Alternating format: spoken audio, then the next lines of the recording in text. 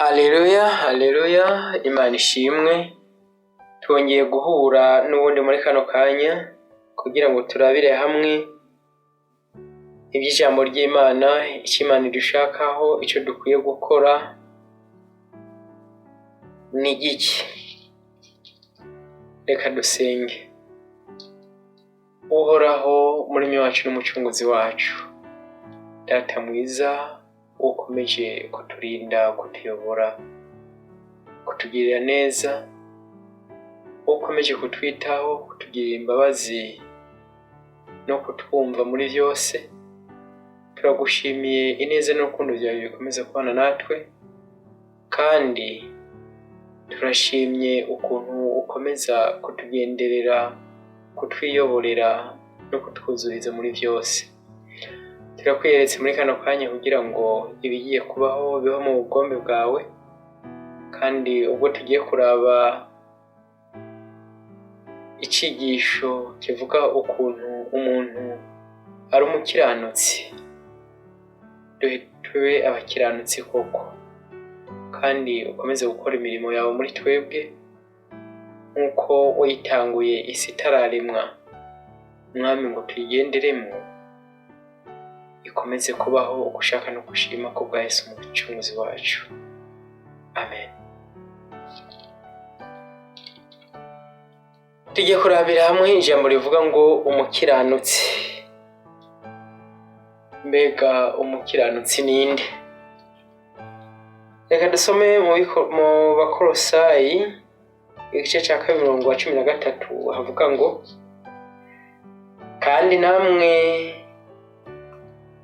kandi hamwe mwari mugipfuye mwishwe n'ibicumuro byanyu no kudakebwa kw'imibiri yanyu, yabagiranye bazima nawe, imaze kuduharira ibicumuro byacu byose.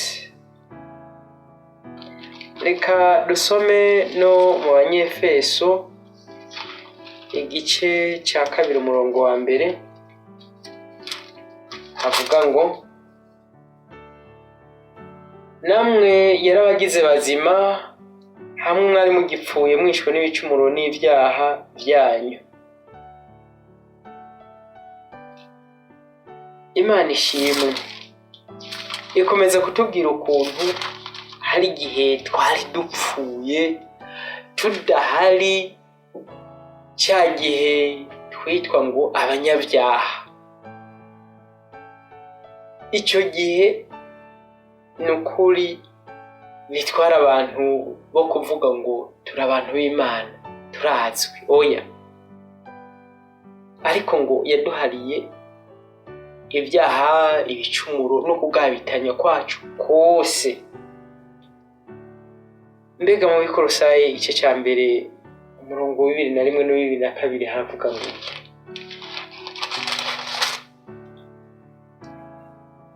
natwe abari baratandukanijwe n'Imana kera, mugahindurwa abansi bayo mu mitima yanyu n'ibyo mwakoze bibi, none yabuzurije nayo mu mubiri wiwe w'umuntu kubw'urupfu yapfuye, ngo abashikane imbere yayo murabera, mudafise agasembwa, mutagira ico mwogawa. Aha ni ukuri barerekana ukuntu nta kuntu na kumwe twari dufise guharirwa cyangwa se akantu na gatonya twari dufise katugeze imbere y'Imana. Twari twaratandukanijwe nayo. Bibiliya mu migani niho havuga ukuntu umunyabyaha atandukanywa n'Uhoraho cyangwa se n'Uwiteka kuva kivuka. Natwe nta n'akantu na gatonya kari kaduhuza nawe, ariko yaduhariye muri Yesu. Nyuma imaze kuduharira niho igaragaza ko twaciye ducika ab'Imana cyangwa se ducika abana bayo. Mbega kubera iki twitwa abakiranutsi? Kera ihanga ry'abantu ryari rizwi n'Imana bari abanyisirayeli gusa, abandi bose ntibari bazwi n'Imana. Wewe nanje ntitwari tuzwi n'Imana, twari abanyabyaha niko twitwa, atari uko twakoze ibyaha, atari uko twagize nabi, oya, niko twitwa. Ikindi naco bivanye nuko data yatuvyariye mu bunyacyaha ariwe Adamu, navyo byatugira ngo ducigwe kwiteka. Ariko mu Baroma haravuga ngo iki? Iyo dusomye mu Baroma igice cya 5 umurongo wa 17 turageza ku wa 19 havuga ngo iki? Ko igicumuro cy'umwe cyatumye urupfu rushigwa ku ngoma n'umwe, abakira ubuntu n'ingabire yo kugororoka bisesekaye bazorushiriza gushigwa ku ngoma mu bugingo n'umwe, Yesu Kristo. 18. None rero nk'uko gushirwa urubanza kwazanywe n'igicumuro kimwe ku bantu bose ngo batsindwe, niko ya ngabire yazanywe n'igikorwa kigororotse kimwe ku bantu bose ngo batsindanishirizwe baronke ubugingo. 19. Kandi nk'uko kutumvira Imana k'umuntu umwe kwatumye benshi bacika abanyabyaha, niko kuyumvira k'umwe kuzotuma benshi bacika abagororotsi. Reka turabe no mu Bikorinto ba mbere igice cya 15 umurongo wa 21, wumva ko havuga: kuko nk'uko urupfu rwazanywe n'umuntu umwe no kuzuka kw'abapfuye kwazanywe n'umuntu. 22. Nk'uko Adamu yandukije bose gupfa, niko muri Kristo bose bazohindurwa bazima. Nukuri aha hose barerekana ukuntu wewe nanje ataco twari turico. Yesu yitanga ntiyigeze akubaza, ntiyigeze ambaza ngo mbega ndagucungure. Twagizwe abagororotsi atari uko twari tuhari. Tuba abanyabyaha muri Adamu, wewe nanje so twari turi. Eka n'igihe cyo kuba abagororotsi, wewe nanje so twari turi. Nari dusabwa iki? Ikintu dusabwa kiroroshe cyane. Naho tuvuga ngo twagizwe abagororotsi, hari intambwe umuntu agomba gutera, hari intambwe agomba kwerekana. Reka turabe mu Baroma igice c'9, turabe ku gice c'10 umurongo w'9 tugeze ku wa 11. Havuga ngo kuko niwaturisha akanwa yuko Yesu ari umwami, ukizera mu mutima yuko Imana yamuzuye imukuye mu bapfuye, uzokizwa. 10. Kuko umutima ari wo umuntu yizeresha akaronka kugororoka, kandi akanwa akaba ariko yaturisha akaronka agakiza. 11. Kuko ibyanditswe bivuga ngo umwizera wese ntazoterwa n'isoni. Wewe nanje nta kindi kintu dusabwa, si amafaranga. Kera batanga ibimazi by'amaturo, ikiva amaraso, bamaze kugitanga bakacaturiraho ibyaha byabo, bakavuga bati nkire. Kwari ukwatura no mu isezerano rya kera kugira ngo umuntu akire.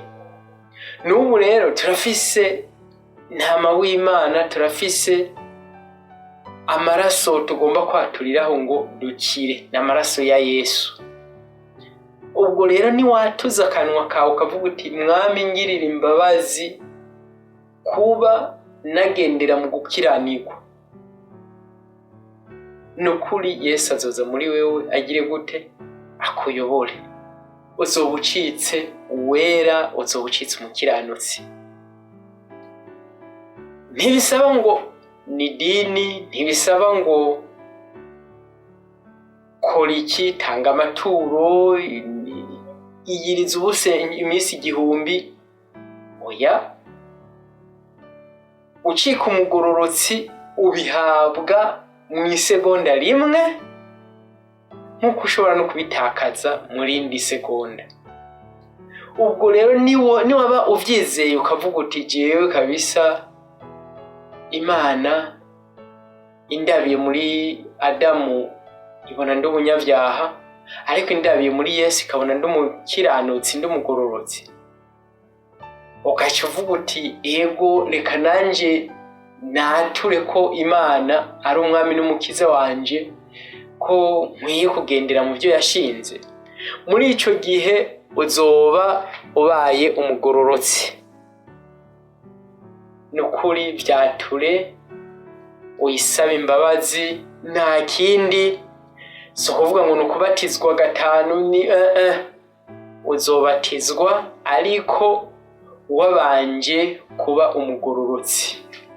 Yesu yabatijwe atari umunyabyaha, ahubwo nukubatizwa nukwerekana ngo dusohoje ugukiranuka kose, ndi umugororotsi ariko reka nsohoze ugukiranuka kose nkuko Yesu yabikoze. Reka turangirize kuri iri somo riboneka mu Banyefeso, igitabo cy'Abanyefeso igice cya mbere, umurongo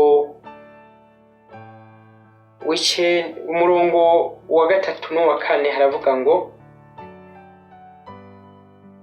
Imana y'umwami wacu Yesu Kristo ariyo se iragahezagirwa, yaduhezagiriye imihezagiro yose y'impwemu ahantu ho mu ijuru muri Kristo. 4 nkuko yadutoranije muri we itanguriro ry'isi ritarashigwaho, kugira ngo tube abera tutagira gasembwa imbere yayo turi mu rukundo. Reka dusome n'uwa 5 ngo kuko yabigabiye kera ko duheshwa na Yesu Kristo gucika abana bayo kubgayo, nkuko yabigombye bikayihimbara. 6 kugira ngo ubwiza bw'ubuntu bwayo bushimwe ubwo yatugabiriye nk'uwo ikunda. Wowe nanje nta kintu na kimwe tugeze dukora, yabikoze kubw'ugushaka kwayo. Ico dusabwa ni ukwizera iyo Mana yabidukoreye, tukavyatura tubwira abandi iby'ubutumwa bwiza. Bamwe duhura nabo mu nzira, bamwe tubona bagenda bagwa n'inzoga, abandi twita ngo n'indaya n'ibindi.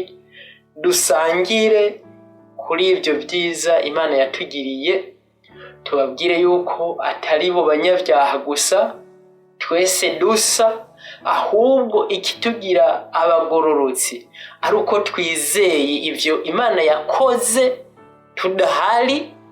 Tumaze kuvyizera tugasaba imbabazi ku Mana, kuko tutari abantu tuzwi tukaje mu gitigiri cy'abantu bazwi. Reka dusenge.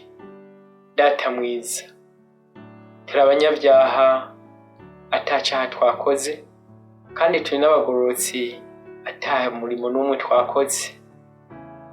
Utwemereye ko byose biherahezwa n'urukundo rwawe. Wadutoranirije muri Yesu Kristo n'isi itarabaho, reka natwe tutarabaho. Ushiraho imirimo tugomba kugenderamo, nta kintu gishasha imbere zawe, ahubwo ikintu gitangaje ni uko umwana w'umuntu ashobora kuvuga ngo Mwami ngirira imbabazi, kuko Adamu ntiyigeze asaba imbabazi.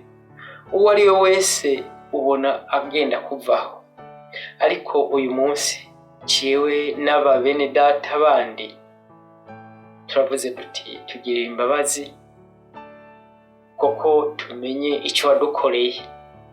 Wakoze igikorwa gikomeye ku musaraba, uducungura tudahari, wemera ko tuba abakiranutsi tudahari.